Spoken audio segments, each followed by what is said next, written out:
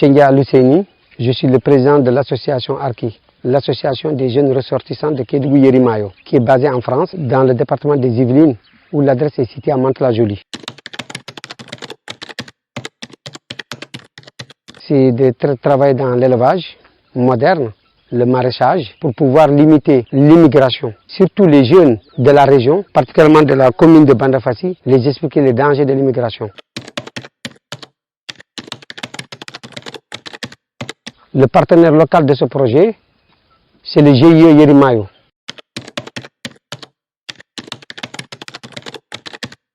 Et les membres de l'association qui cotisent et les revenus que nous avons sur le périmètre nous ont permis de faire ce forage.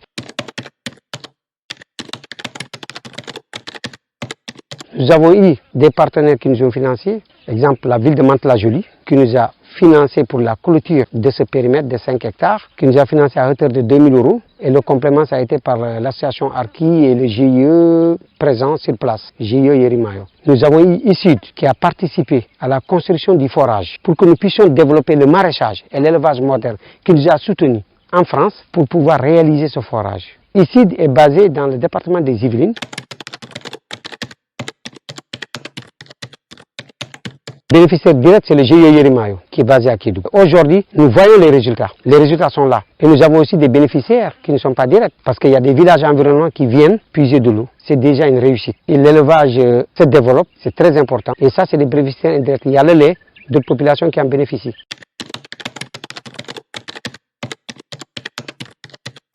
Nous avons beaucoup d'eau pendant la saison hivernale. Il y a de l'espace pour pouvoir faire du maraîchage ou de l'élevage, mais nous avons un problème d'eau entre le mois de mai, voire juin. Et la première des choses, c'était de faire le forage pour ne plus avoir ce problème d'eau. Et aujourd'hui, ce problème a été réglé.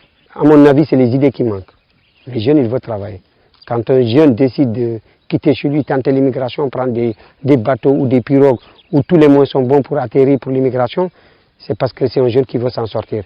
Mais les idées manquaient. Et les moins. Quand nous arrivons à avoir de l'eau, l'élevage, mettre les idées sur place, ça permet aux jeunes de pouvoir travailler.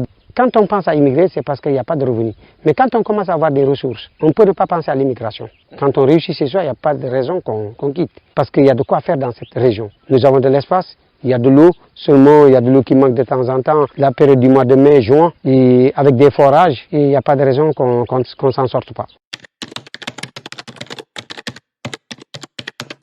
Dans 2 ou 3 mois, nous allons moderniser l'élevage en visant les moutons pour pouvoir préparer des opérations ou autre chose, de pouvoir agrandir la ferme, faire l'élevage moderne, qu'on puisse métisser la race de la région de Kédougou et celle du Nord pour que nous puissions produire beaucoup plus de lait. En ce qui concerne les vaches, quand nous puissions développer les vaches, qu'on puisse avoir beaucoup de vaches, on pourra créer des plats dans la région qui nous permettent de vendre la viande. Et ça réduit le chômage.